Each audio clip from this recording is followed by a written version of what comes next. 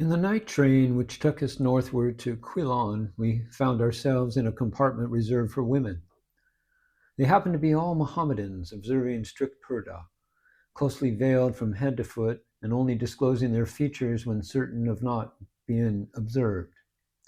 We wondered how they could possibly breathe under the tight-fitting cap and cloak, with only a few holes to let in the air.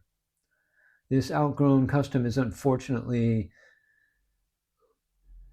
still in place at the time, but it is beginning to disappear, and this was the first occasion during our southern tour that we could observe it at close quarters.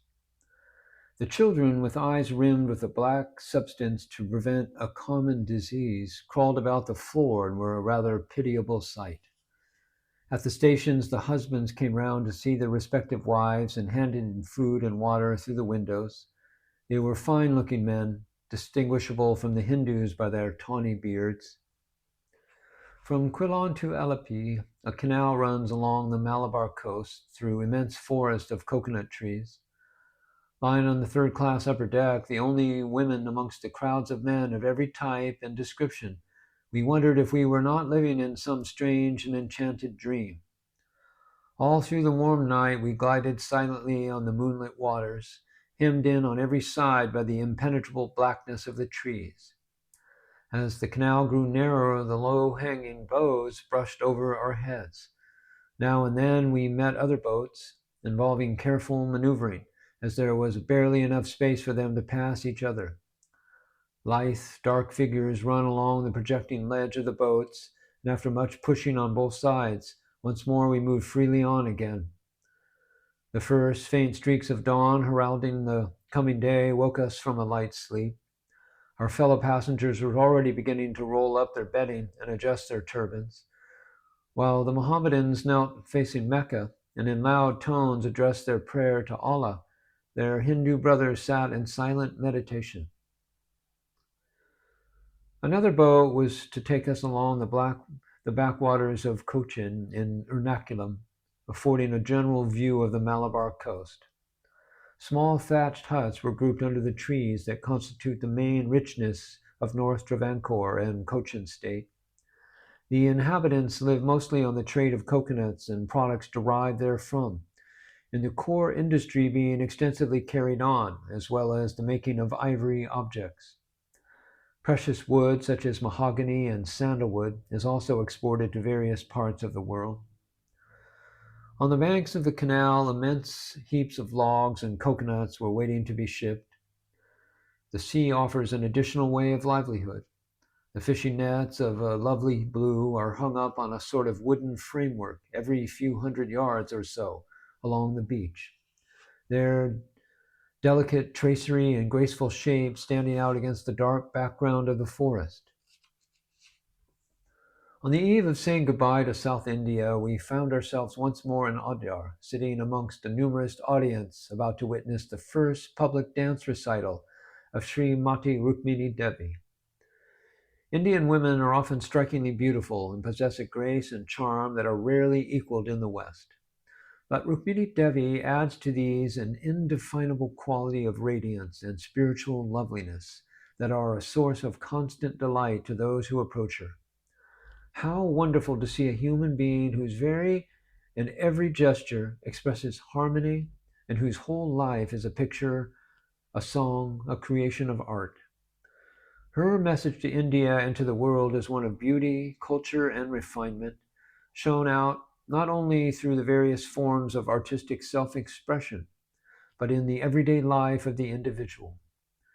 She has chosen dancing as the best medium for conveying spiritual truths in an outward, visible form. This may appear strange at first sight, owing to the fact that in the West we do not generally associate dancing with any form of spirituality. In India, however, it has always been considered as one of the highest means of depicting the eternal concepts in a way comprehensible to the masses. The classical Indian dancing as we see it today has been handed down through the centuries with practically no change.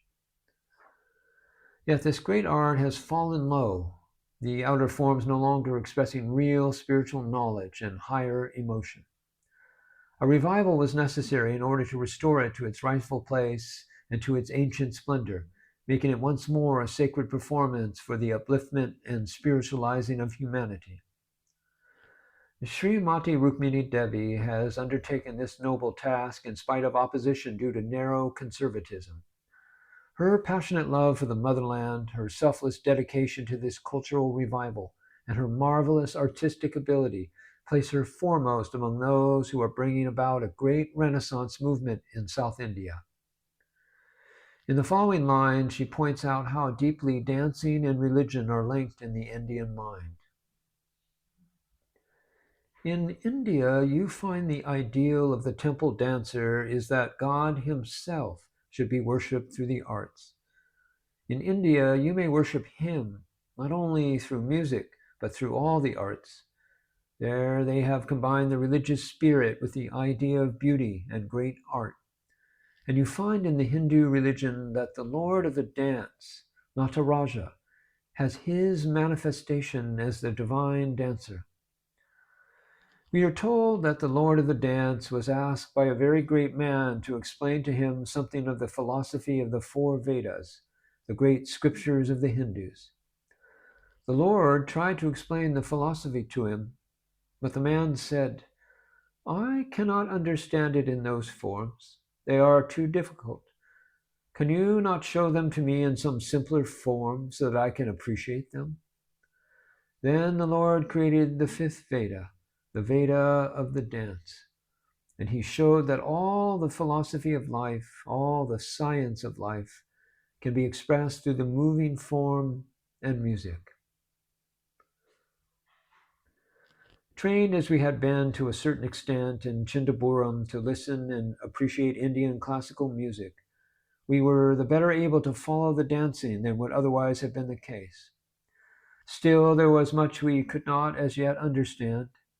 Each movement, each gesture, and each act of self-expression constitutes an intricate language, conveying a definite meaning and corresponding to successive emotions and states of mind of the dancer. These should be shared as far as possible by the spectators, so that by identifying themselves with the truths thus physically expressed, they may be led to spiritual enlightenment.